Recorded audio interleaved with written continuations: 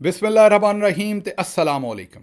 28 ਜੂਨ ਪਾਕਿਸਤਾਨ ਦੇ ਵਿੱਚ ਹਫਤੇ ਦੀ ਦੁਪਹਿਰ ਤੇ ਅੱਜ ਦੇ ਪੰਜਾਬੀ ਵੀਲੌਗ 'ਚ ਚੜ੍ਹਦੇ ਤੇ ਲਹਿੰਦੇ ਪੰਜਾਬ ਦੇ ਸੱਜਣਾ ਤੇ ਮਿੱਤਰਾਂ, ਭੈਣਾਂ ਤੇ ਭਰਾਵਾਂ, ਮਾਵਾਂ ਤੇ ਬਜ਼ੁਰਗਾਂ ਨੂੰ ਜੀ ਆਇਆਂ ਨੂੰ।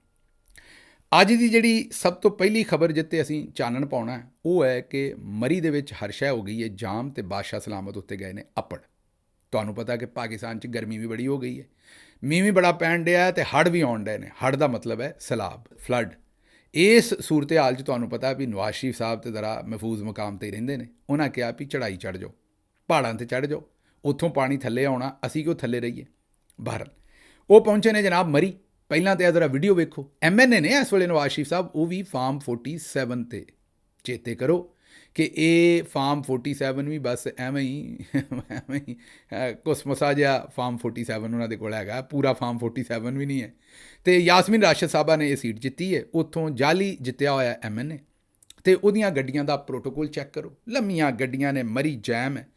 ਔਰ ਬਾਜੀ ਸਾਹਿਬਾ ਵੀ ਪਹੁੰਚ ਰਹੇ ਨੇ, ਪੂਰਾ ਟੱਬਰ ਪਹੁੰਚ ਰਿਹਾ, ਸਵਾਏ ਸਾਡੇ ਜਿਹੜੇ ਪਾਸ ਅਫਸਰ ਨੇ ਉਹ ਜ਼ਰਾ ਇਹੋ ਜਿਹੇ ਕੰਮਾਂ ਤੋਂ ਦੂਰ ਰਹਿੰਦੇ ਨੇ, ਆਪੇ ਦੂਰ ਰਹਿੰਦੇ ਨੇ। ਹੁਣ ਤੁਸੀਂ ਐਵੇਂ, ਮੇਰਾ ਮਤਲਬ ਹੈ ਕਿ ਇਸ ਵੇਲੇ ਮੁੰਡੇ ਜਿਹੜੇ ਨੇ ਦੰਦ ਕੱਢਣ ਲੱਗ ਪੈਂਦੇ ਨੇ, ਉਹ ਪੁੱਤਰ ਇਹ ਨਹੀਂ ਕਿ ਉਹਨਾਂ ਨੂੰ ਕਿਸੇ ਨੇ ਮਨਾ ਕੀਤਾ, ਉਹਨਾਂ ਨੂੰ ਕੌਣ ਮਨਾ ਕਰ ਸਕਦਾ, ਉਹ ਆਪੇ ਹੀ ਨਹੀਂ ਆਉਂਦੇ, ਉਹ ਲਿਫਟ ਹੀ ਨਹੀਂ ਕਰਾਉਂਦੇ ਇਹੋ ਜਿਹੀਆਂ ਸ਼ਾਵਾਂ 'ਚ। ਅੱਛਾ ਖੈਰ, ਉੱਥੇ ਹੁਣ ਮਸਲਾ ਇਹ ਹੋਇਆ ਕਿ ਕਿਉਂਕਿ ਮੀਆਂ ਸਾਹਿਬ ਪਹੁੰਚੇ ਨੇ, ਚੇ ਗਵਾਰਾ ਸਾਹਿਬ ਪਹੁੰਚੇ ਨੇ, ਨਾਲ ਬਾਜੀ ਨੇ ਪਹੁੰਚਣਾ, ਫੂਲਨ ਦੇਵੀ ਸਾਹਿਬਾ ਵੀ ਪਹੁੰਚੀਆਂ ਨੇ। ਹੁਣ ਪੂਰਾ ਮਰੀ ਜਿਹੜਾ ਉਹ ਜੈਮ ਹੋ ਗਿਆ। ਤੁਸੀਂ ਕਹੋਗੇ ਕਿ ਕਿਉਂ, ਇਹ ਦੋਵਾਂ ਨੇ ਜਾ ਕੇ ਪਿਓ ਧੀ ਨੇ ਮਰੀ ਦੇ ਵਿੱਚ ਕੀ ਟ੍ਰੈਫਿਕ ਰੋਕ ਦਿੱਤੀ ਹੈ? ਹਾਂਜੀ, ਇੱਕ ਤਾਂ ਪ੍ਰੋਟੋਕੋਲ ਬਹੁਤ ਹੈ, ਦੂਸਰਾ ਇਹ ਕਿ ਪੂਰੀ ਸਰਕਾਰ ਹੀ, ਚੇਤੇ ਕਰੋ ਜਦੋਂ ਅੰਗਰੇਜ਼ ਬਹਾਦਰ ਸੀ ਤੇ ਉਹਨਾਂ ਨੇ ਇੱਕ ਆਪਣਾ ਗਰਮਾਂ ਦਾ ਹੈੱਡਕੁਆਟਰ ਬਣਾਇਆ ਸੀ ਤੇ ਇੱਕ ਸਰਮਾਂ ਦਾ। ਮੈਂ ਗਰਮਾ ਸਰਮਾ ਫਲਾਂ ਦੀ ਗੱਲ ਨਹੀਂ ਕਰ ਰਿਹਾ, ਮੌਸਮ ਦੀ ਗੱਲ ਕਰ ਰਿਹਾ। ਮਰੀ ਜਿਹੜਾ ਸੀ ਉਹ ਗਰਮੀਆਂ 'ਚ ਉੱਤੇ ਚਲੇ ਜਾਂਦੇ ਸਨ ਕਿਉਂਕਿ ਉਦੋਂ AC ਨਹੀਂ ਸੀ ਹੁੰਦੇ, ਉਦੋਂ ਹਾਲਾਤ ਇਹੋ ਜਿਹੇ ਨਹੀਂ ਸੀ ਹੁੰਦੇ। ਔਰ ਉਹ ਵੈਸੇ ਵੀ ਮਾਸਟਰ ਹੁੰਦੇ ਸਨ, ਉਹ ਆਵਾਮ ਦੇ ਨਾਲ ਗਰਮੀ 'ਚ ਕਿਉਂ ਰਹਿਣ, ਉਹਨਾਂ ਨੂੰ ਗਰਮੀ ਵੀ ਬਹੁਤੀ ਲੱਗਦੀ ਸੀ। ਵਲਾਇਤ ਤੋਂ ਆਏ ਸਨ, ਇਹ ਵੀ ਤੁਹਾਨੂੰ ਪਤਾ ਵਲਾਇਤ ਤੋਂ ਹੀ ਆਏ ਨੇ ਸਾਰੇ। ਇਹਨਾਂ ਨੇ ਵੀ ਹੁਣ ਗਰਮੀਆਂ ਦੇ ਵਿੱਚ ਹੈੱਡਕੁਆਟਰ ਅਗਲਾ ਮਹੀਨਾ ਕੁ ਉੱਥੇ ਹੀ ਰੱਖਣ ਦਾ ਫੈਸਲਾ ਕੀਤਾ। ਉਹਦੀ ਵਜ੍ਹਾ ਤੋਂ ਸਾਰੇ ਬਿਊਰੋਕਰੇਟ ਆਪਣੇ ਟੱਬਰਾਂ ਦੇ ਨਾਲ ਉੱਥੇ ਅੱਪੜ ਗਏ ਨੇ। ਹੁਣ ਤੁਸੀਂ ਕਹੋਗੇ ਗਿੱਲ ਸਾਹਿਬ ਤੁਹਾਨੂੰ ਇਹਦੇ 'ਚੋਂ ਕੀ ਸੂਲ ਉੱਠਣ ਡਈ, ਮਤਲਬ ਕੀ ਤਕਲੀਫ ਹੈ ਅਗਰ ਉੱਥੇ ਚਲੇ ਗਏ? ਮੈਂ ਦੱਸਦਾ ਜਨਾਬ। ਤਕਲੀਫ ਮੈਨੂੰ ਇਹ ਹੈ ਕਿ ਸਰਕਾਰ ਦੀਆਂ ਸਾਰੀਆਂ ਗੱਡੀਆਂ ਦੇ ਵਿੱਚ ਫੁੱਲ ਰਾਸ਼ਨ ਪਾਣੀ ਪੈਕ, ਔਰ ਉੱਥੇ ਜਿੰਨੇ ਸਰਕਾਰੀ ਕਮਰੇ ਸਨ ਉਹ ਤੇ ਖਿੱਚ ਲਏ ਨੇ ਕਿਉਂਕਿ ਜਦੋਂ ਕੋਈ ਸੈਕਟਰੀ ਸਾਹਿਬ ਦੀ ਬੇਗਮ ਜਾਂਦੇ ਨੇ ਤੇ ਨਾਲ ਉਹਨਾਂ ਨੇ ਆਪਣੇ ਅਰਦਲੀ ਸ਼ਰਦਲੀ ਵੀ ਸਾਰੇ ਲੈ ਕੇ ਜਾਣੇ ਨੇ, ਉਹਨਾਂ ਵਾਸਤੇ ਕਮਰੇ ਉੱਥੇ ਘੱਟ ਪੈ ਗਏ ਨੇ। ਤੇ ਇਸ ਲਈ ਹੁਣ ਪ੍ਰਾਈਵੇਟ ਹੋਟਲਾਂ ਦੇ ਕਮਰੇ ਵੀ ਬੁੱਕ ਹੋਏ ਨੇ। ਉਹਨਾਂ ਦੇ ਪੈਸੇ ਕਿੰਨੇ ਦੇਣੇ ਨੇ? ਤੁਸੀਂ ਦੇਣੇ ਨੇ। ਅਤੇ ਉੱਥੇ ਜਨਾਬ ਹੁਣ ਲੱਗੀਆਂ ਨੇ ਮੌਜਾਂ, ਹੁਣ ਲਾਈ ਰੱਖੀ ਸੋਹਣਿਆ, ਇਹ ਕਵਾਲੀ ਚੱਲਣੀ ਹੈ। ਅਤੇ ਇਹਨਾਂ ਨੇ ਜਨਾਬ ਉੱਥੇ ਕਰਨੀ ਜੇ ਅਯਾਸ਼ੀ। ਅਤੇ ਇਹ ਸੂਰਤ ਹਾਲ ਮਰੀ ਤੋਂ ਹੈ। ਮੈਂ ਕਿਹਾ ਪਹਿਲਾਂ ਤੁਹਾਨੂੰ ਦੱਸ ਦਿਆਂ। ਦੂਜੇ ਪਾਸੇ ਸੂਰਤ ਹਾਲ ਪਿੰਡੀ ਦੀ ਤੁਹਾਨੂੰ ਰੱਖ ਦਿੰਦਾ। ਪਿੰਡੀ ਦੀ ਸੂਰਤ ਹਾਲ ਕੱਲ੍ਹ ਇਹ ਹੋਈ ਹੈ, ਔਰ ਕੋਈ ਖੈਬਰ ਪਖਤੂਨਖਵਾ 'ਚ ਕੋਈ ਅਲੱਗ ਨਹੀਂ ਹੋਈ ਉੱਥੇ ਵੀ, ਲੇਕਿਨ ਇਹ ਖੈਬਰ ਪਖਤੂਨਖਵਾ ਹੋਵੇ ਜਾਂ ਪਿੰਡੀ ਹੋਵੇ ਜਾਂ ਮਰੀ 'ਚ ਇਹਨਾਂ ਦਾ ਜਾਣਾ ਹੋਵੇ, ਇਹ ਸਾਰਿਆਂ ਦਾ ਜਿਹੜਾ ਕਸੂਰ ਹੈ। ਐਵੇਂ ਅਸੀਂ ਸਾਰੀ ਉਮਰ ਚਮੋਟੇ ਇਹਨਾਂ ਨੂੰ ਮਾਰਦੇ ਰਹੇ। ਅਸਲ ਤੇ ਚੌਧਰੀ ਨਿਜ਼ਾਮਦੀਨ ਸਾਹਿਬ ਦੇ ਕੰਮ ਨੇ ਸਾਰੇ। ਜਦੋਂ ਇਹ ਪੂਰੀ, ਮੇਰਾ ਮਤਲਬ ਹੈ ਕਿ ਸਿਸਟਮ ਹੀ ਉਹਨਾਂ ਦਾ, ਸੱਜਣਾ ਹੈ ਮਹਿਫਲ ਅਸੀਂ ਤੇਰੇ ਲਈ ਸਜਾਈ ਹੈ, ਅਤੇ ਉਹ ਮਹਿਫਲ ਹੀ ਜਦੋਂ ਉਹਨਾਂ ਦੀ ਹੈ ਅਤੇ ਫਿਰ ਕਸੂਰ ਦੂਜਿਆਂ ਦਾ ਕੱਢਣ ਦਾ ਕੀ ਕੰਮ ਹੈ? ਲੇਕਿਨ ਉਹ ਹਮੇਸ਼ਾ ਤੋਂ ਇਹੀ ਕਹਿੰਦੇ ਨੇ ਵੀ ਬਈ ਤੁਹਾਨੂੰ ਅਸੀਂ ਡੱਕਿਆ ਚੰਗੇ ਸਕੂਲ ਬਣਾਉਣ ਤੋਂ, ਚੰਗੇ ਹਸਪਤਾਲ ਬਣਾਉਣ ਤੋਂ। ਅੱਛਾ, ਪਹਿਲਾਂ ਅਸੀਂ ਵੀ ਇਸ ਗੱਲ 'ਚ ਆ ਜੀਦਾ ਸੀ, ਅਸੀਂ ਆਉਂਦੇ ਸਨ ਆਹੋ ਯਾਰ ਉੱਥੇ ਕੋਈ ਬੰਦੂਕ ਰੱਖ ਕੇ ਤਾਂ ਨਹੀਂ ਰੱਖਦਾ। ਨਹੀਂ ਜਨਾਬ, ਤੁਸੀਂ ਡੱਕਿਆ, ਤੁਸੀਂ ਜਨਾਬ 1956-58 ਤੋਂ ਡੱਕਿਆ, ਜਦੋਂ ਤੁਸੀਂ ਪਹਿਲੀ ਵਾਰੀ ਆਇਨ ਤੋੜਿਆ ਉਦੋਂ ਡੱਕਿਆ। ਫਿਰ ਜਦੋਂ ਅਯੂਬ ਖਾਨ ਡਿਕਟੇਟਰ ਨੇ ਪਹਿਲੀ ਵਾਰੀ ਝੂਠੀ ਅਸੈਂਬਲੀ ਜਿਤਾ ਕੇ ਲਿਆ ਕੇ ਆਪਣੇ ਹੱਥ ਦੇ ਬੰਦੇ ਬਾਏ, ਉਦੋਂ ਡੱਕਿਆ। ਫਿਰ ਜਦੋਂ ਫਾਤਮਾ ਜਨਾਹ ਸਾਹਿਬਾ ਨੂੰ ਝੂਠਾ ਇਲੈਕਸ਼ਨ ਹਰਾਇਆ ਔਰ ਨਕੰਮੇ ਬੰਦਿਆਂ ਨੂੰ ਉੱਤੇ ਲਿਆਂਦਾ, ਉਦੋਂ ਡੱਕਿਆ। ਫਿਰ ਯਾਹਿਆ ਖਾਨ ਨੂੰ ਜਦੋਂ ਤੁਸੀਂ ਗਵਰਨਮੈਂਟ ਦੇ ਕੇ ਗਏ, ਅਯੂਬ ਖਾਨ ਸਾਹਿਬ ਵੀ ਆਰਮੀ ਚੀਫ ਸਨ, ਅੱਗੋਂ ਉਹ ਆਰਮੀ ਚੀਫ ਨੂੰ ਦੁਬਾਰਾ ਗਵਰਨਮੈਂਟ ਦੇ ਕੇ ਗਏ ਯਾਹਿਆ ਖਾਨ ਨੂੰ, ਉਹਨੇ ਡੱਕਿਆ, ਬਿਲਕੁਲ ਉਹਨੇ ਡੱਕਿਆ। ਫਿਰ ਉਹਨਾਂ ਨੇ ਇੰਨਾ ਡੱਕਿਆ ਕਿ ਆਰਮੀ ਚੀਫ ਯਾਹਿਆ ਖਾਨ ਨੇ ਮੁਲਕ ਹੀ ਤੋੜ ਦਿੱਤਾ। ਔਰ ਮਤਲਬ ਇਹ ਚੱਲਦੇ ਜਾਓ ਅੱਗੇ। ਇਹ ਜਨਾਬ ਤੁਹਾਡੇ ਕੀਤੇ ਹੋਏ ਕੰਮ ਨੇ, ਕਿਸੇ ਹੋਰ ਦੇ ਨਹੀਂ। ਅੱਜ ਜੋ ਹਾਲਤ ਹੈ ਆਵਾਮ ਦੀ ਜਾਂ ਮੁਲਕ ਦੀ, ਇਹਦਾ ਅਗਰ ਸਿਹਰਾ ਤੁਸੀਂ ਲੈਂਦੇ ਹੋ, ਜਿਹੜਾ ਚੰਗਾ ਕੰਮ ਹੁੰਦਾ ਉਹ ਮੈਂ ਕੀਤਾ, ਜਿਹੜਾ ਭੈੜਾ ਉਹ ਦੂਜਿਆਂ ਕੀਤਾ। ਅੱਛਾ ਚਲੋ ਅੱਗੇ ਚੱਲਦੇ। ਹੁਣ ਉੱਥੇ ਬਰਸਾਤੀ ਨਾਲੇ ਦੇ ਵਿੱਚ ਖਾਤੂਨ ਟੀਚਰ, ਉਹਦੀ ਲਾਸ਼ ਜਿਹੜੀ ਹੈ ਉਹ ਬਹਿ ਗਈ। ਕੈਬ ਡਰਾਈਵਰ ਦੀ ਵੀ ਲਾਸ਼ ਬਹਿ ਗਈ ਅਤੇ ਖਾਤੂਨ ਟੀਚਰ ਦੀ ਵੀ। ਉਹ ਪਤਾ ਨਹੀਂ ਅਗਲੇ ਦਿਨ ਜਾਂ ਉਸ ਤੋਂ ਅਗਲੇ ਦਿਨ ਉਸ ਵਿਚਾਰੀ ਟੀਚਰ ਦੀ ਲਾਸ਼ ਕਿਤੇ ਅੱਗੋਂ ਕਿਸੇ ਜਗ੍ਹਾ ਬੂਸੇ ਦੇ ਵਿੱਚੋਂ ਮਿਲੀ ਜਾ ਕੇ, ਡਰਾਈਵਰ ਦੀ ਲਾਸ਼ ਕਿਸੇ ਹੋਰ ਨਾਲੇ 'ਚੋਂ ਮਿਲੀ। ਮਤਲਬ ਇੰਨਾ ਪਾਣੀ ਤੇਜ਼ ਸੀ ਕਿ ਉਹਨਾਂ ਦੀਆਂ ਲਾਸ਼ ਪਤਾ ਨਹੀਂ ਕਿੱਥੋਂ ਦੀ ਕਿੱਥੇ ਰੋੜ ਕੇ ਲੈ ਗਏ, ਉਹ ਟੈਕਸੀ ਰੁੜ ਗਈ। ਇਹ ਹਾਲਾਤ ਨੇ। ਅਤੇ ਦੂਜੇ ਪਾਸੇ ਮੈਡਮ, ਔਰ ਉਧਰ ਤੁਹਾਨੂੰ ਸਵਾਦ 'ਚ ਤਾਂ ਪਤਾ ਹੀ ਹੈ ਜੋ ਹੋਇਆ। ਉਹ ਜ਼ਾਹਿਰ ਹੈ ਖੈਬਰ ਪਖਤੂਨਖਵਾ 'ਚ ਹੈ, ਉਹਦੀ ਜ਼ਿੰਮੇਦਾਰੀ ਖੈਬਰ ਪਖਤੂਨਖਵਾ ਦੀ ਹਕੂਮਤ 'ਤੇ ਵੀ ਜਾਂਦੀ ਹੈ, ਮੈਂ ਬਿਲਕੁਲ ਨਹੀਂ। ਲੇਕਿਨ ਜਿਸ ਤਰ੍ਹਾਂ ਮੈਂ ਤੁਹਾਨੂੰ ਕਿਹਾ ਵੀ ਪੰਜਾਬ ਹੋਵੇ ਜਾਂ ਖੈਬਰ ਪਖਤੂਨਖਵਾ ਹੋਵੇ, ਅਸਲ ਮਾਲਕ ਤੇ ਚੌਧਰੀ ਸਾਹਿਬ ਨੇ, ਜ਼ਿੰਮੇਦਾਰੀ ਤੇ ਉਹਨਾਂ 'ਤੇ ਜਾਂਦੀ ਹੈ। ਉੱਥੇ ਇੱਕ ਹੈਲੀਕਾਪਟਰ ਨਹੀਂ ਆ ਸਕਿਆ ਜਨਾਬ 2 ਘੰਟੇ ਤੋਂ ਜ਼ਿਆਦਾ। ਔਰ ਜ਼ਰਾ 1 ਮਿੰਟ ਵਾਸਤੇ ਸੋਚੋ, 1 ਮਿੰਟ ਵਾਸਤੇ ਆਪਣੇ ਜ਼ਮੀਰ 'ਚ ਵੇਖੋ, ਸੋਚੋ 15 ਮੈਂਬਰ ਇੱਕ ਖਾਨਦਾਨ ਦੇ, ਉਹ ਜਦੋਂ ਖਲੋਤੇ ਨਾ ਪਹਿਲੇ ਤੋਂ ਵਿਚਾਰੇ ਉੱਥੇ ਕੋਈ ਰੋਟੀ ਪਾਣੀ ਖਾਣ ਗਏ ਨੇ ਦਰਿਆ ਦੇ ਵਿੱਚ ਬਹਿ ਕੇ। ਪੰਜਾਬ ਤੋਂ ਜਿਹੜੇ ਜਾਂਦੇ ਇਹਨਾਂ ਲਈ ਜ਼ਾਹਿਰ ਹੈ ਪਹਾੜ, ਨਾਲੇ, ਨਦੀ, ਪੱਥਰ, ਸਾਫ਼ ਪਾਣੀ, ਇਹ ਨਵੀਆਂ ਚੀਜ਼ਾਂ ਹੁੰਦੀਆਂ ਨੇ। ਓਵਰ ਐਕਸਾਈਟਡ ਹੋ ਕੇ ਸਮਝਦੇ ਨਹੀਂ ਵੀ ਕਿੱਥੋਂ ਤੱਕ ਜਾਣਾ ਹੈ, ਅੰਦਰ ਦੇ ਅੰਦਰ ਚਲੇ ਜਾਂਦੇ ਨੇ। ਤੈਰਾਕੀ ਆਉਂਦੀ ਕਿਸੇ ਨੂੰ ਨਹੀਂ। ਇਹ ਵੀ ਹੁਣ ਗਾਂ ਤੋਂ ਆਪਣੇ ਬੱਚਿਆਂ ਨੂੰ ਤੈਰਾਕੀ ਵੀ ਸਿਖਾਓ। ਦੁਨੀਆ ਦੇ ਵਿੱਚ 3 ਹਿੱਸੇ ਪਾਣੀ ਹੈ, ਕਿਸੇ ਵੇਲੇ ਵੀ ਇਨਸਾਨ ਦਾ ਇੰਟਰੈਕਸ਼ਨ ਪਾਣੀ ਨਾਲ ਹੋ ਸਕਦਾ ਹੈ। ਬੱਚਿਆਂ ਨੂੰ ਤੈਰਾਕੀ ਚੰਗੀ ਤਰ੍ਹਾਂ ਸਿਖਾਓ, ਜਿਹੜਾ ਵੀ ਸਿਖਾ ਸਕਦਾ, ਜਿਹਦੇ ਕੋਲ ਵੀ ਰਿਸੋਰਸਿਸ ਨੇ। ਜਿਹਦੇ ਕੋਲ ਨਹੀਂ ਤਾਂ ਉੱਥੇ ਪਿੰਡਾਂ 'ਚ ਨਹਿਰਾਂ 'ਤੇ ਆਇਆ ਜੇ ਨਾ, ਜਿਹੜੀ ਨੂੰ ਵੀ ਆਉਂਦੀ ਹੈ ਪਿੰਡ 'ਚ ਨਾਲ ਲੈ ਕੇ ਜਾਓ ਬੱਚਿਆਂ ਨੂੰ, ਕਿਨਾਰੇ 'ਤੇ ਬਵੋ, ਉਹਨਾਂ ਨੂੰ ਤੈਰਾਕੀ ਸਿਖਾਓ। ਗਰਮੀਆਂ ਦੇ ਮਹੀਨੇ ਨੇ, ਜਦੋਂ ਵੀ ਨਹਿਰਾਂ ਚੱਲਣ ਉੱਥੇ ਤੈਰਾਕੀ। ਹੁਣ ਉੱਥੇ ਨਾ ਬੱਚੇ ਡੋਬ ਲੈਣਾ ਮਿਹਰਬਾਨੀ ਕਰਕੇ, ਉੱਥੇ ਹਿਫਾਜ਼ਤੀ ਤਦਾਬੀਰ ਪੂਰੀਆਂ ਕਰੋ ਨਾਲ। ਜਿਹਨੂੰ ਆਉਂਦੀ ਹੈ ਤੈਰਾਕੀ ਉਹਦੇ ਨਾਲ ਬੱਚਿਆਂ ਨੂੰ ਤੈਰਾਕੀ ਸਿਖਾਓ। ਕਹਿਣ ਦਾ ਮਤਲਬ ਇਹ ਹੈ ਕਿ ਚਲੋ ਇਹ ਇੱਕ ਹੋਰ ਗੱਲ ਹੈ, ਉੱਥੇ ਉਹ ਜਿਹੜੀ ਫੈਮਿਲੀ ਖਲੋਤੀ ਸੀ 15, ਉਹ ਸ਼ੁਰੂ 'ਚ ਵਿਚਾਰਿਆਂ ਨਹੀਂ ਸੀ ਪਤਾ ਵੀ ਅਸੀਂ ਮਰ ਜਾਣਾ। ਉਹ ਹੱਸਣ ਖੇਡਣ ਡਏ ਸਨ ਇੱਕ ਦੂਜੇ ਦੇ ਨਾਲ। ਉਹਨੂੰ ਲੱਗਦਾ ਸੀ ਪਾਣੀ ਉੱਤਰ ਜਾਣਾ, ਫਿਰ ਪਾਣੀ ਚੜ੍ਹਦਾ ਗਿਆ। ਮੁਸੀਬਤ ਇਹ ਵੇਖੋ ਕਿ 2 ਘੰਟੇ ਉੱਥੇ ਮੌਤ ਨੇ ਨੰਗਾ ਨਾਚ ਨੱਚਿਆ। ਭੈਣਾਂ ਨੇ ਆਪਣੀਆਂ ਦੂਜੀਆਂ ਭੈਣਾਂ ਨੂੰ ਹੱਥਾਂ 'ਚੋਂ ਛੱਡਿਆ, ਭਰਾਵਾਂ ਨੇ ਭੈਣਾਂ ਨੂੰ ਹੱਥਾਂ 'ਚੋਂ ਛੱਡਿਆ, ਭਰਾਵਾਂ ਨੇ ਭਰਾਵਾਂ ਨੂੰ, ਮਾਂ ਪਿਓ ਨੇ ਪੁੱਤਰਾਂ ਨੂੰ, ਬੱਚਿਆਂ ਨੂੰ। ਔਰ ਫਿਰ ਆਖਰ ਦੇ ਉੱਤੇ ਮੋਢਿਆਂ ਦੇ ਉੱਤੇ ਚੁੱਕੇ ਨੇ, ਆਪਣੇ ਮੋਢਿਆਂ 'ਤੇ ਆਪਣੇ ਬੱਚੇ ਚੁੱਕੇ ਨੇ, ਪਾਣੀ ਤੋਂ ਉਹਨਾਂ ਦੇ ਮੂੰਹ ਨੱਕ ਬਾਹਰ ਰੱਖਣ ਵਾਸਤੇ। ਉਹ ਬੱਚੇ ਵੀ ਰੁੜ ਗਏ ਨੇ। ਕੁਝ ਲਾਸ਼ਾਂ ਮਿਲੀਆਂ ਨੇ, ਕੁਝ ਨਹੀਂ ਮਿਲੀਆਂ। ਇਹ ਹਾਦਸਾ ਇੱਕ ਥਾਂ 'ਤੇ ਨਹੀਂ ਹੋਇਆ, 2-3 ਥਾਵਾਂ 'ਤੇ ਇਹੋ ਜਿਹੇ ਹਾਦਸੇ ਹੋਏ ਨੇ। ਹੁਣ ਕੋਈ ਆਂਦਾ 10 ਬੰਦੇ ਉੱਥੇ ਮਰ ਗਏ ਨੇ, 15 ਉੱਥੇ ਮਰ ਗਏ ਨੇ, 20 ਉੱਥੇ ਮਰ ਗਏ ਨੇ। ਨੰਬਰ ਸਾਡੇ ਕੋਲ ਕਨਫਰਮ ਨਹੀਂ, ਲੇਕਿਨ ਇਹ ਜਿਹੜਾ ਹੜ੍ਹ ਆਇਆ ਇਹ ਬੜਾ ਕੁਛ ਨਾਲ ਰੋੜ ਕੇ ਲੈ ਗਿਆ। ਲੇਕਿਨ ਉੱਥੇ ਨਾ ਕੋਈ ਹੈਲੀਕਾਪਟਰ ਆਇਆ, ਨਾ ਕੋਈ ਨੰਬਰ 1 ਆਇਆ, ਨਾ ਕਿਸੇ ਬਚਾਇਆ। ਅਤੇ ਇਹ ਪਬਲਿਕ ਜਿਹੜੀ ਹੈ ਉੱਥੇ ਵਿਚਾਰੀ ਆਪਣੀ ਮੈਂ ਤਾਂ ਇਹੀ ਆਖਾਂਗਾ ਵੀ ਆਪਣੀ ਉੱਥੇ ਕਿਸਮਤ ਹਾਰ ਗਈ। ਅੱਗੇ ਚੱਲਦੇ ਹਾਂ ਜੀ। ਅਗਲੇ ਪਾਸੇ ਜਿਹੜੀ ਖਬਰ ਹੈ ਤੁਹਾਡੇ ਲਈ ਉਹ ਇਹ ਹੈ ਕਿ ਜਿਹੜੀ ਆਲਮੀ ਅਦਾਲਤ ਹੈ ਉਹਨੇ ਸਿੰਧ ਤਾਸ ਮਾਹਦੇ ਦੇ ਉੱਤੇ ਪਾਕਿਸਤਾਨ ਦੇ ਮੌਕਫ ਦੀ ਤਾਈਦ ਕੀਤੀ ਹੈ। ਚਲੋ ਜੀ, ਸ਼ੁਕਰ ਹੈ ਕਿਤੇ ਤੇ ਗੱਲ ਹੋਈ, ਕਿਉਂਕਿ ਹਿੰਦੁਸਤਾਨ ਨੇ ਸਾਡਾ ਪਾਣੀ ਡੱਕਿਆ। ਹੁਣ ਸੈਲਾਬ ਆਇਆ ਤਾਂ ਹੁਣ ਤਾਂ ਛੱਡਣਾ ਹੀ ਹੈ, ਮਜਬੂਰੀ ਹੈ। ਅੱਜ ਕੱਲ੍ਹ ਤਾਂ ਪਾਣੀ ਠੀਕ ਆਏਗਾ, ਪਰ ਸੈਲਾਬ ਫਿਰ ਮੁੱਕਣਗੇ, ਫਿਰ ਡੱਕ ਦੇਗਾ। ਇਹ ਤਾਂ ਚਲੋ ਗੱਲ ਠੀਕ ਹੋ ਗਈ। ਅਗਲੀ ਖਬਰ ਬੜੀ ਇੰਟਰਸਟਿੰਗ ਜੇ, ਓਵਰਸੀਜ਼ ਪਾਕਿਸਤਾਨੀਆਂ ਵਾਸਤੇ ਬੜੀ ਹੀ ਇੰਟਰਸਟਿੰਗ ਹੈ। ਹੈਰਾਨ ਹੋ ਜਾਓਗੇ ਤੁਸੀਂ। ਮੈਨੂੰ ਤਾਂ ਯਕੀਨ ਨਹੀਂ ਆ ਰਿਹਾ ਕਿ ਇਹ ਵਾਕਈ ਖਬਰ ਸੱਚੀ ਹੈ, ਲੇਕਿਨ ਡੌਨ ਨੇ ਇਹਦੇ 'ਤੇ ਆਰਟੀਕਲ ਲਿਖਿਆ ਹੈ, ਇਸ ਲਈ ਇਹ ਗਲਤ ਨਹੀਂ ਹੋ ਸਕਦੀ ਖਬਰ ਇਹ ਹੈ ਕਿ ਜਦੋਂ ਤੁਸੀਂ $1000 ਬਾਹਰੋਂ ਭੇਜਦੇ ਹੋ, ਮੈਂ ਜਿਹੜੇ UAE 'ਚ, ਮੈਂ ਜਿਹੜੇ ਸਾਊਦੀ ਅਰਬ 'ਚ ਰਹਿਣ ਵਾਲੇ ਲੋਕ ਨੇ ਉਹਨਾਂ ਲਈ ਆਸਾਨ ਕਰ ਦਿੰਦਾ। ਤਕਰੀਬਨ ਪਾਕਿਸਤਾਨੀ 2.25 ਲੱਖ ਤੋਂ 3 ਲੱਖ ਰੁਪਈਆ, ਪਾਕਿਸਤਾਨੀ 2,75,000 ਤੋਂ ਲੈ ਕੇ 3 ਲੱਖ ਰੁਪਈਏ ਦੇ ਦਰਮਿਆਨ ਜਦੋਂ ਤੁਸੀਂ ਪੈਸੇ ਪਾਕਿਸਤਾਨ ਕਿਸੇ ਬੈਂਕ ਦੇ ਥਰੂ ਭੇਜਦੇ ਹੋ, ਤੇ ਵੈਸੇ ਤਾਂ ਇਹ ਹੋਣਾ ਚਾਹੀਦਾ ਨਾ ਵੀ ਤੁਸੀਂ ਬਾਹਰੋਂ ਰੈਮਿਟੈਂਸ ਭੇਜਿਆ ਤੇ ਤੁਹਾਨੂੰ ਕੋਈ ਫਾਇਦਾ ਦੇਵੇ ਸਰਕਾਰ। ਡੌਨ ਨੇ ਆਰਟੀਕਲ ਲਿਖਿਆ ਵੀ ਤੁਹਾਨੂੰ ਨਹੀਂ ਦਿੰਦੇ ਫਾਇਦਾ, ਬੈਂਕਾਂ ਨੂੰ ਦਿੰਦੇ ਨੇ। ਜਿਹੜਾ ਬੈਂਕ ਤੁਹਾਡਾ 3.25 ਲੱਖ ਰੁਪਇਆ 2,75,000 ਤੋਂ 3 ਲੱਖ ਦੇ ਦਰਮਿਆਨ ਪ੍ਰੋਸੈਸ ਕਰਦਾ, ਉਹਨੂੰ ਪਾਕਿਸਤਾਨੀ 23,000 ਰੁਪਈਆ, ਕਿੰਨਾ 23,000 ਰੁਪੀਸ ਜਿਹੜੇ ਨੇ ਉਹ ਉਹਨੂੰ ਉਹਦੀ ਪ੍ਰੋਸੈਸਿੰਗ ਦੇ ਦਿੰਦੇ ਨੇ। ਇਹ ਡੌਨ ਕਹਿ ਰਿਹਾ, ਔਰ ਉਹ ਕਹਿ ਰਹੇ ਨੇ 87 ਅਰਬ ਰੁਪਈਏ ਇਸ ਕੰਮ ਵਾਸਤੇ ਮੁਖਤਸ ਕੀਤੇ ਨੇ। ਬੱਲੇ ਉਹ ਸ਼ੇਰ ਬੱਗੇ ਹੋ। ਮੈਨੂੰ ਦੱਸੋ ਵੀ ਬੈਂਕ ਦਾ ਉਹਦੇ ਵਿੱਚ ਕੀ ਲੈਣ ਦੇਣ ਹੈ? ਹੁਣ ਤੁਸੀਂ ਸੋਚੋਗੇ ਵੀ ਇਹ ਕੀ ਹੈ। ਇਹ ਕਿਉਂਕਿ ਆਪਣੇ ਰਿਸ਼ਤੇਦਾਰ, ਆਪਣੇ ਸੱਜਣਾ ਦੇ ਬੈਂਕ ਨੇ, ਉਹਨਾਂ ਨੂੰ ਕਿਸੇ ਤਰੀਕੇ ਨਾਲ, ਤੇ ਇਹਨੂੰ ਆਉਂਦੇ ਨੇ ਕਰਪਸ਼ਨ। ਇਹ ਵਾਈਟ ਕਾਲਰ ਕ੍ਰਾਈਮ, ਇਹਨੂੰ ਕਹਿੰਦੇ ਨੇ ਕਰਪਸ਼ਨ। ਪੈਸੇ ਉੱਥੇ ਟਰੱਕ ਚਲਾ ਕੇ, ਮਜ਼ਦੂਰੀ ਕਰਕੇ, ਲੋਹਾ ਕੁੱਟ ਕੇ ਮਜ਼ਦੂਰ UAE ਦੇ ਵਿੱਚ ਛੱਡ ਦਿਓ। ਚਲੋ ਯੂਰਪ ਦੇ ਵਿੱਚ ਵਿਚਾਰੇ ਟੈਕਸੀਆਂ ਚਲਾਉਂਦੇ ਨੇ, ਪੀਜ਼ੇ ਡਿਲੀਵਰ ਕਰਦੇ ਨੇ, ਬਰਤਾਨੀਆ ਦੇ ਵਿੱਚ, ਸਪੇਨ ਦੇ ਵਿੱਚ ਮੈਂ ਜਾਣਾ ਪਾਕਿਸਤਾਨੀ, ਯਕੀਨ ਕਰੋ ਕਿ ਨਜ਼ਰ ਆਉਂਦਾ ਉਹਨਾਂ ਦੇ ਉੱਤੇ, ਉਹਨਾਂ ਦੀਆਂ ਉਮਰਾਂ 5-5 ਸਾਲਾਂ 'ਚ 20-20 ਵਰ੍ਹੇ ਗਾਂਹ ਲੰਘ ਜਾਂਦੇ ਨੇ ਉਹ ਉਮਰ ਦੇ ਵਿੱਚ।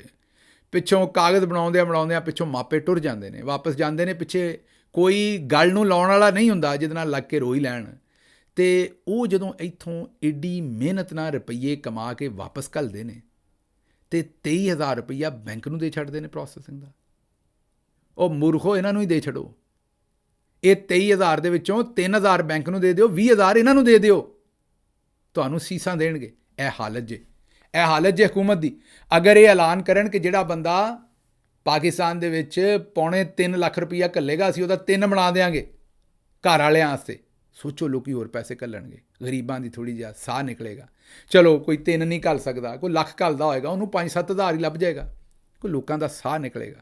ਪਰ ਇਹ ਵੀ ਲੁੱਟ ਕੇ ਇਹਨਾਂ ਨੇ ਆਪਣੇ ਵਰਗਿਆਂ ਨੂੰ ਦੇਣਾ, ਕਿਉਂਕਿ ਬੈਂਕਾਂ 'ਚ ਵੀ ਆਪਣੇ ਸ਼ੇਅਰ ਨੇ, ਬੈਂਕਾਂ ਵਾਲੇ ਵੀ ਆਪਣੇ ਅਸ਼ਰਾਫ ਹੀ ਹੈ ਜਿਨ੍ਹਾਂ ਕੁੜੀਆਂ ਮੁੰਡੇ ਵੀ ਇੱਕ ਦੂਜੇ 'ਚ ਹੀ ਵਿਆਹੇ ਨੇ, ਕਾਰੋਬਾਰ ਵੀ ਇੱਕ ਦੂਜੇ ਨਾਲ ਹੀ ਕੀਤੇ ਨੇ। ਕੋਈ ਜਨਰਲ ਹੈ ਅਤੇ ਕੋਈ ਬੜੇ ਵੱਡੇ ਚੈਨਲ ਦਾ ਮਾਲਕ ਹੈ, ਅਤੇ ਕੋਈ ਸਿਆਸੀ ਜਮਾਤ ਦੇ ਵਿੱਚ ਹੈ, ਅਤੇ ਕੋਈ MNA, ਅਤੇ ਕੋਈ ਸੈਨੇਟਰ, ਅਤੇ ਕੋਈ ਵਜ਼ੀਰ, ਅਤੇ ਕੋਈ ਸਾਹੂਕਾਰ, ਅਤੇ ਕੋਈ ਮਿੱਲ ਵਾਲਾ, ਅਤੇ ਕੋਈ ਵੱਡਾ ਵਕੀਲ, ਅਤੇ ਕੋਈ ਜੱਜ। ਇਹ ਸਾਰੀ ਜਿਹੜੀ ਅਸ਼ਰਾਫੀਆ ਤੁਹਾਨੂੰ ਚਿਮੜੀ ਹੈ ਜੋਕਾਂ ਤਰ੍ਹਾਂ, ਔਰ ਲਹੂ ਤੁਹਾਡਾ ਪੀ ਜਾ ਰਹੀ ਹੈ, ਔਰ ਸਾਨੂੰ ਸਮਝ ਹੀ ਨਹੀਂ। ਇਹ ਹੁਣ ਆ ਕੇ ਇਮਰਾਨ ਖਾਨ ਨੇ ਥੋੜ੍ਹਾ ਜਿਹਾ ਸ਼ਊਰ ਦਿੱਤਾ। ਉਦੋਂ ਪਹਿਲੇ ਅਸੀਂ ਆਂਦੇ ਸਰਕਾਰੀ ਪੈਸਾ ਸਾਡਾ ਕੀ, ਇਹ 87 ਅਰਬ ਸਰਕਾਰੀ ਪੈਸਾ, ਇਹ ਅਗਰ ਵੰਡਿਆ ਜਾਏ ਤਾਂ ਸੋਚੋ, ਛੱਡ ਦਿਓ। ਚਲੋ ਤੁਸੀਂ ਚਲੋ ਇੱਕ ਹੋਰ ਕੰਮ ਕਰ ਲਓ। ਤੁਸੀਂ ਜਿਹੜਾ ਬੰਦਾ ਵਿਚਾਰਾ ਥੋੜ੍ਹੇ ਰੁਪਈਏ ਘੱਲਦਾ ਨਾ, ਮਾੜਾ ਹੈ ਬਾਹਰ, ਜਿਹਦੀ ਕਮਾਈ ਘੱਟ ਹੈ, ਬਾਹਰੋਂ ਉਹਦੇ ਕੋਲੋਂ ਕਹੋ ਟੈਕਸ ਰਿਟਰਨ ਘੱਲ ਦੇ। ਚਲੋ ਸਾਊਦੀ ਅਰਬ ਵਗੈਰਾ ਵਾਲਿਆਂ ਦੀ ਸ਼ਾਇਦ ਟੈਕਸ ਰਿਟਰਨ ਨਹੀਂ ਹੋਏਗੀ, ਉਹ ਤਾਂ ਉੱਥੇ ਲੇਬਰ ਕਰਦੇ ਨੇ, ਉਹਨਾਂ ਨੂੰ ਤਾਂ ਖੁੱਲ੍ਹੀ ਛੁੱਟੀ ਦਿਓ ਨਾ। UAE ਦੇ ਵਿੱਚ, ਸਾਊਦੀ ਅਰਬ 'ਚ, ਓਮਾਨ 'ਚ, ਜਿੱਥੇ ਉੱਥੇ ਵਿਚਾਰੇ ਕਰਦੇ ਨੇ ਕੰਮ, ਉਹਨਾਂ ਨੂੰ ਤਾਂ ਖੁੱਲ੍ਹੀ ਛੁੱਟੀ ਦਿਓ ਨਾ। ਉਹ ਪੈਸੇ ਘੱਲਣੇ, ਪੈਸੇ ਉਹਨਾਂ ਦੀ ਜੇਬਾਂ 'ਚ ਪਾਓ। ਅਤੇ ਜਿਹੜੇ ਯੂਰਪ 'ਚ ਨੇ ਉਹਨਾਂ ਕੋਲ ਟੈਕਸ ਰਿਟਰਨ ਨਾ ਮੰਗ ਲਓ।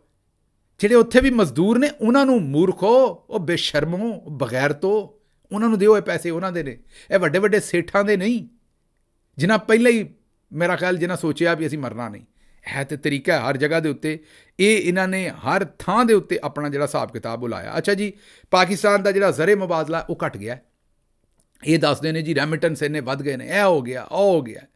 ਇਸ ਵੇਲੇ ਜਿਹੜਾ ਸਾਡਾ ਜ਼ਰੇ ਮੁਬਾਦਲਾ ਹੈ ਉਹ 2.7 ਅਰਬ ਡਾਲਰ ਉਹ ਘਟਿਆ, ਅਤੇ ਹੁਣ ਇਸ ਵੇਲੇ 9 ਅਰਬ ਡਾਲਰ ਦੇ ਸਿਰਫ ਜ਼ਖਾਇਰ ਨੇ। ਇਹ ਲੋਐਸਟ ਨੇ। ਮੇਰਾ ਨਹੀਂ ਖਿਆਲ IMF ਇਹਨਾਂ ਦੇ ਕੰਨ ਖਿੱਚਣ ਤੋਂ ਬਗੈਰ ਰਹੇਗਾ। ਪਰ ਇਹਨਾਂ ਨੂੰ ਕੀ, ਕਿਤੋਂ ਮੰਗ ਲਿਆਉਣਗੇ ਜਾ ਕੇ, ਮਹਿੰਗੇ ਕਰਜ਼ੇ ਲੈ ਲੈਣਗੇ, ਤੁਹਾਨੂੰ ਹੋਰ ਡੋਬ ਦੇਣਗੇ, ਹੋਰ ਇਹਨਾਂ ਦਾ ਕੀ ਹੱਲ ਹੈ। ਦੂਸਰੇ ਪਾਸੇ ਸੁਣ ਲਓ, ਜਿਹੜੀਆਂ ਵਜ਼ਾਰਤਾਂ ਨੇ ਉੱਥੇ ਇਹਨਾਂ ਨੇ ਉਹਨਾਂ ਵਜ਼ਾਰਤਾਂ ਦੇ ਵਿੱਚ ਇਹਨਾਂ ਨੇ ਕੀਤਾ ਇਹ ਹੈ ਕਿ 712 ਅਰਬ ਜਿਹੜਾ ਉਹ ਅਜ਼ਾਫੀ ਖਰਚ ਕਰ ਦਿੱਤਾ ਹੈ। ਬਜਟ ਜਿਹੜਾ ਹੈ ਨਾ ਵਫਾਕੀ, ਉਹਦੇ 'ਚ ਪਤਾ ਲੱਗਾ ਹੈ ਕਿ ਜਿਹੜਾ ਬਜਟ ਪਿਛਲੀ ਵਾਰੀ ਰੱਖਿਆ ਸੀ, ਅਜ਼ਾਫੀ ਖਰਚੇ ਕਰ ਛੱਡੇ ਨੇ 712 ਅਰਬ ਰੁਪਈਆ। ਔਰ ਉਹਦੇ ਹੁਣ ਇਹਨਾਂ ਨੇ ਅਜ਼ਾਫੀ ਅਖਰਾਜਾਤ ਨੂੰ ਵੀ ਪਾਸ ਕਰਾਇਆ ਅਸੈਂਬਲੀ ਤੋਂ ਗਏ, ਬਹੁਤ ਜ਼ਰੂਰੀ ਸਨ 712 ਅਰਬ। ਇਹ ਹਾਲਾਤ ਨੇ। ਅੱਛਾ, ਅੱਗੋਂ ਜੀ ਇਸਰਾਈਲੀ ਵਜ਼ੀਰ ਦਿਫਾ ਆਖਦਾ ਹੈ ਕਿ ਅਸੀਂ ਇਰਾਨੀ ਜਿਹੜੇ ਰਹਿਬਰੇ ਆਲਾ ਨੇ, ਉਹਨਾਂ ਦੇ ਸੁਪਰੀਮ ਲੀਡਰ ਆਇਤੁੱਲਾ ਖਾਮੇਨਾਈ, ਉਹਨਾਂ ਨੂੰ ਅਸੀਂ ਕਤਲ ਕਰ ਦੇਣਾ ਸੀ, ਉਹ ਬਚ ਗਏ ਨੇ। ਉਹਨਾਂ ਨੇ ਉਹ ਥੱਲੇ ਭੋਰੇ 'ਚ ਚਲੇ ਗਏ ਨੇ। ਭੋਰਾ ਕਹਿੰਦੇ ਨੇ ਤਹਿਖਾਨੇ ਨੂੰ, ਜਿਹੜਾ ਅੰਡਰਗਰਾਊਂਡ ਚਲੇ ਜਾਣਾ, ਥੱਲੇ ਜ਼ਮੀਨ ਦੇ। ਉਹਨਾਂ ਕਿਹਾ ਕਿ ਉਹ ਥੱਲੇ ਚਲੇ ਗਏ ਨੇ, ਬਹੁਤ ਜ਼ਿਆਦਾ ਜ਼ੇਰੇ ਜ਼ਮੀਨ, ਬੜੀ ਗਹਿਰਾਈ ਚਲੇ ਗਏ, ਵਰਨਾ ਅਸੀਂ ਉਹਨਾਂ ਨੂੰ ਕਤਲ ਕਰ ਦੇਣਾ ਸੀ। ਇਹ ਉਹ ਬਿਆਨ ਦੇਣ ਡਏ ਨੇ। ਅੱਗੋਂ ਇਸਲਾਮਾਬਾਦ ਦੇ ਵਿੱਚ ਸਾਬਕ ਰੁਕਨ ਅਸੈਂਬਲੀ ਔਰ ਮੌਜੂਦਾ ਜਿਹੜੇ ਰੁਕਨ ਅਸੈਂਬਲੀ ਚੌਧਰੀ ਇਮਤਿਆਜ਼ ਨੇ, ਉਹਨਾਂ ਦੇ ਵੱਡੇ ਭਰਾ ਚੌਧਰੀ ਇਜਾਜ਼ ਨੂੰ ਅਗਵਾ ਕਰ ਲਿਆ। ਪਹਿਲਾਂ ਇਹਨਾਂ ਦੀ ਵਾਲਦਾ ਦਾ ਵੀ ਉਹ ਤੁਹਾਨੂੰ ਸਾਰੀ ਵੀਡੀਓ ਯਾਦ ਹੋਏਗੀ, ਇਹਨਾਂ ਦੀ ਜ਼ਮੀਨ ਸ਼ਮੀਨ ਵੀ ਸਾੜੀ ਸੀ। ਇਹ ਹੁਣ ਜ਼ਰਾ ਆਪ ਹਿਸਾਬ ਲਾ ਲਓ ਵੀ ਇੱਕ ਪਾਸੇ ਸਾਡੇ ਹਾਫਿਜ਼ ਸਾਹਿਬ ਕਹਿੰਦੇ ਸਨ ਕਿ ਮੈਂ 1970 ਦਾ ਪਾਕਿਸਤਾਨ ਵੇਖਣਾ ਚਾਹੁੰਦਾ। ਵੈਸੇ ਤੁਹਾਨੂੰ ਮੈਂ ਦੱਸਾਂ, ਤੁਹਾਨੂੰ ਕੋਈ ਗਲਤ ਫਹਿਮੀ ਹੋਏਗੀ, 1970 ਦਾ ਪਾਕਿਸਤਾਨ ਵੀ ਇਹੋ ਜਿਹਾ ਹੀ ਹੈ। ਬਸ ਸਾਨੂੰ ਲੋਕਾਂ ਕਹਾਣੀਆਂ ਹੀ ਸੁਣਾਈਆਂ ਨੇ। ਅਸੀਂ ਸਕੂਲਾਂ 'ਚ ਹੀ ਸੋਹਣੇ ਵਾਲਾ ਬੜਾ ਸੋਹਣਾ ਸੁਨੱਖਾ ਮਤਾਲਿਆ ਪਾਕਿਸਤਾਨ ਪੜ੍ਹਿਆ, ਪੈਣ ਸਾਨੂੰ ਛਿੱਤਰ ਹੀ ਡਏ ਨੇ ਜਦੋਂ ਦਾ ਪਾਕਿਸਤਾਨ ਬਣਿਆ। ਹਾਂ, ਇਹ ਜ਼ਰੂਰ ਹੈ ਵੀ ਕੋਈ ਜ਼ਰਾ ਪੋਲੇ ਕਰਕੇ ਮਾਰਦਾ ਹੈ, ਅਤੇ ਕੋਈ ਜ਼ਰਾ ਜਿਹੜਾ ਉਹ ਗਰਗਾਬੀ ਜੁੱਤੀ ਮਾਰਦਾ ਹੈ, ਅਤੇ ਕੋਈ ਜਿਹੜਾ ਉਹ ਦੂਜੀ ਮਾਰਦਾ ਹੈ। ਬਸ ਪੈਣ ਛਿੱਤਰ ਹੀ ਡਏ ਨੇ। ਉਦੋਂ ਵੀ ਬੰਦੇ ਇੰਝ ਹੀ ਚੁੱਕੇ ਜਾਂਦੇ ਸਨ। ਉਦੋਂ ਪੁੱਛੋ ਸ਼ੇਖ ਮੁਜੀਬ ਨੂੰ ਅਤੇ ਉਹਦੀ ਪਾਰਟੀ ਨੂੰ, ਉਹਨਾਂ ਨਾਲ ਕੀ ਹੋਇਆ ਸੀ। 1970-71 'ਚ ਪੁੱਛੋ ਮਸ਼ਰਕੀ ਪਾਕਿਸਤਾਨ 'ਚ ਕੀ ਹੋਇਆ ਸੀ। ਉਸ ਤੋਂ ਪਹਿਲਾਂ ਅਯੂਬ ਖਾਨ ਨੇ ਕੀ ਕੀਤਾ ਸੀ ਲੋਕਾਂ ਨਾਲ, ਉਹ ਪੁੱਛੋ। ਉਸ ਤੋਂ ਬਾਅਦ ਭੁੱਟੋ ਨੇ ਕੀ ਕੀਤਾ ਸੀ, ਉਹ ਪੁੱਛੋ। ਉਸ ਤੋਂ ਬਾਅਦ ਆਰਮੀ ਚੀਫ ਯਾਹਿਆ ਖਾਨ ਨੇ ਕੀ ਕੀਤਾ ਸੀ, ਉਹ ਪੁੱਛੋ। ਉਸ ਤੋਂ ਪਹਿਲਾਂ ਆਰਮੀ ਚੀਫ ਅਯੂਬ ਖਾਨ ਨੇ ਕੀ ਕੀਤਾ ਸੀ, ਉਹ ਪੁੱਛੋ। ਇਹ ਇੰਝ ਹੀ ਚੱਲਦਾ ਰਿਹਾ। ਉਸ ਤੋਂ ਬਾਅਦ ਜ਼ਿਆਉਲ ਹੱਕ ਆ ਗਿਆ। ਇਹ ਤਾਂ ਮਤਲਬ ਇਹ ਛਿੱਤਰ ਹੀ ਪੈਂਦੇ ਰਹੇ ਨੇ ਲੋਕਾਂ ਨੂੰ। ਇਹ ਕੋਈ ਨਵਾਂ ਕੰਮ ਨਹੀਂ ਹੈ। ਲੇਕਿਨ ਚਲੋ 1970 ਵਾਲਾ ਵੇਚ ਲਓ, ਉਹ ਠੀਕ ਹੈ। ਮੇਰਾ ਮਤਲਬ ਹੈ ਕਿ ਹੋ ਸਕਦਾ ਲੋਕਾਂ ਨੂੰ ਕੋਈ ਥੋੜ੍ਹਾ ਜਿਹੀ ਝਕਾਨੀ ਦਿਓ। ਝਕਾਨੀ ਹੁੰਦੀ ਇੰਝ ਕਰਕੇ ਨਿਕਲ ਜਾਣਾ, ਜਿਹੜਾ ਉਹ ਝਕਾਨੀ ਦਿਓ ਲੋਕਾਂ ਨੂੰ, ਹੋ ਸਕਦਾ ਉਹਦੇ ਨਾਲ ਕੰਮ ਠੀਕ ਹੋਵੇ। ਅੱਛਾ ਜੀ, ਅੱਗੋਂ ਅਗਲੀ ਜਿਹੜੀ ਖਬਰ ਤੁਹਾਡੇ ਸਾਹਮਣੇ ਰੱਖਣੀ ਹੈ ਉਹ ਇਹ ਹੈ ਕਿ ਇਸ ਵੇਲੇ ਜਿਹੜੀ ਸੂਰਤ-ਏ-ਹਾਲ ਬਣ ਗਈ ਹੈ ਪਾਕਿਸਤਾਨ ਦੇ ਵਿੱਚ, ਜਿਹੜੀਆਂ ਮਖਸੂਸ ਨਸ਼ਸਤਾਂ ਖੋਹ ਲਈਆਂ ਨੇ, ਉਦੋਂ ਬਾਅਦ ਹੁਣ ਮੈਨੂੰ ਲੱਗਦਾ ਹੈ ਵੀ ਅਸੀਂ 100 ਛਿੱਤਰ ਅਤੇ 100 ਪਿਆਜ਼ ਵਾਸਤੇ ਆਵਾਮ ਤਿਆਰ ਹੋ ਜਾਏ ਸਾਰੀ। ਹੁਣ ਇਹ ਮਖਸੂਸ ਨਸ਼ਸਤਾਂ ਖੋਹ ਕੇ ਇਹਨਾਂ ਨੇ ਦੇ ਛੱਡੀਆਂ ਨੇ ਮਾਲੇ ਗਨੀਮਤ ਬਣਾ ਕੇ, ਨੂਨ ਨੂੰ ਵੀ ਅਤੇ ਪੀਪਲਸ ਪਾਰਟੀ ਨੂੰ ਵੀ ਅਤੇ JUI ਨੂੰ ਵੀ। ਹੁਣ ਵਫਾਕੀ ਹਕੂਮਤ ਦੇ ਵਿੱਚ ਕਰਾਉਣਗੇ 2/3 ਅਕਸਰੀਅਤ ਦੇਣਗੇ। ਨਾਲ PTI ਵਾਲਿਆਂ ਨੂੰ 9 ਮਈ ਸ਼ਾਹੀ ਦੇ ਵਿੱਚ ਡਿਸਕੁਆਲੀਫਾਈ ਕਰਕੇ ਨਵਾਂ ਇਲੈਕਸ਼ਨ ਕਰਾ ਕੇ ਨੂਨ ਦੇ ਨਵੇਂ MNA ਲਿਆਉਣਗੇ। ਨੂਨ ਦੇ ਨੰਬਰ ਪੂਰੇ ਕਰ ਦੇਣਗੇ ਹਕੂਮਤ ਕਰਨ ਲਈ ਅਤੇ ਪੀਪਲਸ ਪਾਰਟੀ ਨੂੰ ਵਿੱਚੋਂ ਕੱਢ ਲੈਣਗੇ। ਉਹ ਕਾਰੋਬਾਰ 'ਚ ਨਹੀਂ ਰਾਸ ਪਾਈ ਦੀ, ਫਿਰ ਮੁਨਾਫਾ ਹੋ ਜਾਏ ਤਾਂ ਆਪਣੀ ਰਾਸ ਕੱਢ ਲਈ ਦੀ ਹੈ। ਇਹ ਜਿਹੜੇ ਗੁਜਰਾਤੀ ਹੈ ਨਾ ਇੰਡੀਅਨ ਗੁਜਰਾਤੀ ਬਿਜ਼ਨਸਮੈਨ, ਉਹ ਉਹਨੂੰ ਮੂਡੀ ਕਹਿੰਦੇ ਨੇ। ਮੂਡੀ ਕੱਢ ਲਈ ਦੀ ਹੈ ਮੀਨਾ ਆਪਣੀ ਰਾਸ ਜਿਹੜੀ, ਫਿਰ ਮੁਨਾਫੇ 'ਤੇ ਖੇਡੀ ਦਾ। ਹੁਣ ਚੌਧਰੀ ਸਾਹਿਬ ਨੇ ਫੈਸਲਾ ਕੀਤਾ ਮੁਨਾਫੇ 'ਤੇ ਖੇਡਣਾ। ਮੀਨ ਵਿੱਚੋਂ ਪੀਪਲਸ ਪਾਰਟੀ ਨੂੰ ਕੱਢ ਲੈਣਾ ਬਾਹਰ। ਨੂਨ ਦੀਆਂ ਇਕੱਲੇ ਦੀਆਂ ਸੀਟਾਂ ਪੂਰੀਆਂ ਕਰ ਦੇਣੀਆਂ ਨੇ ਹਕੂਮਤ ਬਣਾਉਣ ਵਾਸਤੇ, PTI ਨੂੰ ਬਾਹਰ ਕਰ ਦੇਣਾ ਅਤੇ ਫਿਰ ਅਪੋਜੀਸ਼ਨ ਲੀਡਰ ਬਣਾ ਦੇਣਾ ਬਿਲਾਵਲ ਜ਼ਰਦਾਰੀ ਨੂੰ, ਔਰ ਉਹਨਾਂ ਮਿਲ ਕੇ ਜਿਹੜਾ ਉਹ ਚੀਫ ਇਲੈਕਸ਼ਨ ਕਮਿਸ਼ਨਰ ਔਰ ਸਾਰਾ ਕੁਝ ਲਾਉਣਾ। ਇਸ ਸੂਰਤ ਹਾਲ ਦੇ ਵਿੱਚ ਇਹ ਹੁਣ 27ਵੀਂ ਤਰਮੀਮ ਲਿਆਉਣਗੇ, ਫੀਲਡ ਮਾਰਸ਼ਲ ਸਾਹਿਬ ਨੂੰ ਹੈੱਡ ਆਫ ਸਟੇਟ ਬਣਾਉਣਗੇ ਅਤੇ ਫਿਰ ਲੱਗੀਆਂ ਨੇ ਮੌਜਾਂ ਹੁਣ ਲਾਈ ਰੱਖੀ ਸੋਹਣਿਆ, ਉਹ ਕੰਮ ਚੱਲਦਾ ਰਹੇਗਾ। ਦੂਜੇ ਪਾਸੇ ਖੈਬਰ ਪਖਤੂਨਖਵਾ ਹਕੂਮਤ ਦੇ ਵਿੱਚ ਸਾਨੂੰ ਧਤੂਰਾ ਵੇਚਿਆ ਗਿਆ ਸੀ ਕਿ ਬਜਟ ਪਾਸ ਨਾ ਕਰਦੇ ਤਾਂ ਹਕੂਮਤ ਡਿੱਗ ਜਾਣੀ ਹੈ। ਬਜਟ ਪਾਸ ਨਾ ਕਰਦੇ ਤਾਂ ਹਕੂਮਤ ਡਿੱਗ ਜਾਣੀ ਹੈ। ਉੱਥੇ ਇਮਰਾਨ ਖਾਨ ਸਾਹਿਬ ਨੂੰ ਵੀ ਨੀਚਾ ਦਿਖਾਇਆ, ਉਹਨਾਂ ਦੀ ਗੱਲ ਵੀ ਨਾ ਮੰਨੀ, ਉਹਨਾਂ ਨਾਲ ਵੀ ਧਰੋ ਕੀਤਾ, ਧੱਕਾ ਕੀਤਾ, ਜ਼ੁਲਮ ਕੀਤਾ, ਜ਼ਿਆਦਤੀ ਕੀਤੀ। ਮੈਂ ਤਾਂ ਆਖਾਂਗਾ ਵੀ ਉਹਨਾਂ ਦਾ ਜਿਹੜਾ ਮਰਤਬਾ ਇੱਜ਼ਤ ਇਹਤਰਾਮ ਹੈ ਉਹਦੇ 'ਚ ਕਮੀ ਕਰਨ ਦੀ ਕੋਸ਼ਿਸ਼ ਕੀਤੀ। ਬਜਟ ਪਾਸ ਕੀਤਾ, ਵੇਲੇ ਤੋਂ ਪਹਿਲਾਂ ਕਰ ਦਿੱਤਾ, ਮਰੀਮ ਤੋਂ ਵੀ ਪਹਿਲਾਂ ਹੀ ਕਰ ਦਿੱਤਾ ਹਰ ਥਾਂ ਤੋਂ। ਬਜਟ ਪਾਸ ਕਰਨ ਤੋਂ ਬਾਅਦ ਹੁਣ ਸੂਰਤ ਹਾਲ ਇਹ ਹੈ ਵੀ ਉੱਥੇ 52 ਮੈਂਬਰ ਅਪੋਜੀਸ਼ਨ ਦੇ ਹੋ ਜਾਣੇ ਨੇ। ਮੇਰੇ ਖਿਆਲ 70-75 ਵੋਟ ਚਾਹੀਦੇ ਨੇ ਹਕੂਮਤ ਬਣਾਉਣ ਵਾਸਤੇ। ਉਹ ਫਾਰਵਰਡ ਬਲਾਕ ਬਣਾ ਕੇ ਅਤੇ ਉੱਥੇ ਵੀ ਹਕੂਮਤ ਸੁੱਟ ਲੈਣਗੇ। ਜਿਹੜੀ ਹਕੂਮਤ ਬਚਾਉਣ ਵਾਸਤੇ ਅਤੇ ਹੋ ਗਈ ਨਾ ਉਹ ਆਵਾਮ ਨੂੰ, ਜਿਹੜਾ ਮੈਂ ਆਖਿਆ ਵੀ ਹੁਣ ਆਵਾਮ 176 ਵੀ ਖਾਏਗੀ ਵਿਚਾਰੀ ਅਤੇ ਪਿਆਜ਼ ਵੀ। ਇਹ ਸੂਰਤ ਹਾਲ ਹੈ। ਤੀਜੇ ਪਾਸੇ ਜਿਹੜੀ ਬਾਜੀ ਮਰੀਮ ਨੇ ਕੱਲ੍ਹ ਤਕਰੀਰ ਕੀਤੀ, ਬਜਟ ਕੱਲ੍ਹ ਪਾਸ ਕਰਵਾਇਆ, ਉੱਥੇ ਇਹਤਜਾਜ ਹੋਇਆ, ਕੋਈ ਸ਼ੱਕ ਨਹੀਂ। ਪੰਜਾਬ ਦੇ MPs ਨੇ ਇਹਤਜਾਜ ਕੀਤਾ, ਪਹਿਲੇ ਨਾਲੋਂ ਬਿਹਤਰ ਇਹਤਜਾਜ ਕੀਤਾ। ਬਲਕਿ ਮੈਂ ਆਖਾਂਗਾ ਜਦੋਂ ਦੀ ਹਕੂਮਤ ਬਣੀ ਪਹਿਲੀ ਵਾਰੀ ਬਿਹਤਰ ਇਹਤਜਾਜ ਕੀਤਾ। ਲੇਕਿਨ ਇਹ ਇੱਕ ਤਾਂ ਸਮਝ ਲਓ ਜਿਹੜੀ ਤੁਸੀਂ ਲੱਠ ਚੁੱਕੀ ਸੀ, ਕ੍ਰਿਟੀਸਾਈਜ਼ ਕਰ ਰਹੇ ਹੋ, ਉਹਦੀ ਵਜ੍ਹਾ ਤੋਂ ਕੀਤਾ। ਚਲੋ ਮਿਹਰਬਾਨੀ, ਇਹਦੀ ਵਜ੍ਹਾ ਤੋਂ ਵੀ ਕੀਤਾ। ਲੇਕਿਨ ਉਹਨਾਂ ਚੰਗਾ ਨਹੀਂ ਕੀਤਾ ਜਿੰਨਾ ਕਰਨਾ ਚਾਹੀਦਾ ਸੀ। ਜਿਸ ਵੇਲੇ ਮਰੀਮ ਸਾਹਿਬਾ ਤਕਰੀਰ ਕਰ ਰਹੀਆਂ ਨੇ ਅਤੇ ਅਪੋਜੀਸ਼ਨ ਵਾਲੇ ਬਿਲਕੁਲ ਟਿਕਾਊ ਤਰੀਕੇ ਨਾਲ ਬੈਠੇ ਨੇ, ਆਪਣਾ ਹਕੂਮਤ ਵਾਲੇ ਅਪੋਜੀਸ਼ਨ ਕਹਿ ਰਹੇ ਹਾਂ। ਸਾਡੀ ਜਿਹੜੀ ਪਾਰਟੀ ਵਾਲੇ ਨੇ ਉਹ ਪਰਲੇ ਪਾਸੇ ਥੋੜ੍ਹਾ ਜਿਹਾ ਦੂਰ ਖਲੋਤੇ ਜ਼ਿੰਦਾਬਾਦ ਮੁਰਦਾਬਾਦ ਕਰਨ ਡਏ ਨੇ। ਲੇਕਿਨ ਅਗਰ ਬਿਹਤਰੀਨ ਇਹਤਜਾਜ ਹੁੰਦਾ ਤਾਂ ਇਹਨਾਂ ਸਾਰਿਆਂ ਨੇ ਮਰੀਮ ਸਾਹਿਬਾ ਦੇ ਇਕੱਠੇ ਲਾਗੇ ਹੋਏ ਹੋਣਾ ਸੀ ਹਕੂਮਤ ਵਾਲਿਆਂ ਨੇ। ਐਡੇ ਸਕੂਨ ਨਾਲ ਇਹ ਸਰਵਿਸ ਨਹੀਂ ਸੀ ਚੱਲ ਰਹੀ ਹੋਣੀ। ਇਸ ਲਈ ਇਹਤਜਾਜ ਹਜੇ ਵੀ ਉਹ ਨਹੀਂ ਹੋਇਆ ਜਿਹੜਾ ਹੋਣਾ ਚਾਹੀਦਾ ਸੀ। ਹੋਵੇ ਵੀ ਕਿਉਂ, ਅਸੀਂ ਸਾਰੇ ਜ਼ਾਹਿਰ ਹੈ ਜਿਹੜੇ ਬਾਹਰ ਹੈ, ਮੇਰੇ ਸਮੇਤ ਅਸੀਂ ਸਾਰੇ 57 ਡਿਗਰੀ ਸੈਲਸੀਅਸ ਗਰਮੀ ਤਾਂ ਨਹੀਂ ਚੱਲਣ ਡੇ ਜਿਹੜੀ ਇਮਰਾਨ ਖਾਨ ਚੱਲਣ ਡਿਆ ਜਾਂ ਉਹਨਾਂ ਦੀ ਬੇਗਮ ਚੱਲਣ ਡਈ। ਫੈਸਲਾ ਹੁਣ ਇਮਰਾਨ ਖਾਨ ਸਾਹਿਬ ਨੇ ਕਰਨਾ ਹੈ। ਮੇਰਾ ਉਰਦੂ ਵੀਲੌਗ ਜ਼ਰੂਰ ਵੇਖਿਓ ਜੇ ਅੱਜ ਦਾ ਨਹੀਂ ਵੇਖਿਆ। ਉਹਦੇ 'ਚ ਮੈਂ ਇਮਰਾਨ ਖਾਨ ਸਾਹਿਬ ਨੂੰ ਮਸ਼ਵਰਾ ਦਿੱਤਾ ਹੈ ਕਿ ਜਨਾਬ ਹੁਣ ਤੋੜੋ ਸਾਰੀਆਂ ਅਸੈਂਬਲੀਆਂ, ਸਾਰਿਆਂ ਕੋਲੋਂ ਰਿਜ਼ਾਈਨ ਕਰਾਓ, ਸਾਰਿਆਂ ਨੂੰ ਸੜਕ 'ਤੇ ਲਿਆਓ ਤਾਂ ਕਿ ਸਾਰੇ ਜਿਹੜੇ ਰਲ ਕੇ ਜਿਹੜਾ ਉਹ ਹਿੰਮਤ ਕਰਨ। ਇਹਨਾਂ ਹਕੂਮਤਾਂ ਦੇ ਵਿੱਚੋਂ ਤੁਹਾਨੂੰ ਕੋਈ ਫਾਇਦਾ ਨਹੀਂ, ਨਾ ਤੁਹਾਡੇ ਲਈ ਕੁਛ ਬਣਨਾ ਹੈ। ਮੈਨੂੰ ਦਿਓ ਇੱਥੋਂ ਇਜਾਜ਼ਤ। ਰੱਬ ਰੱਖ।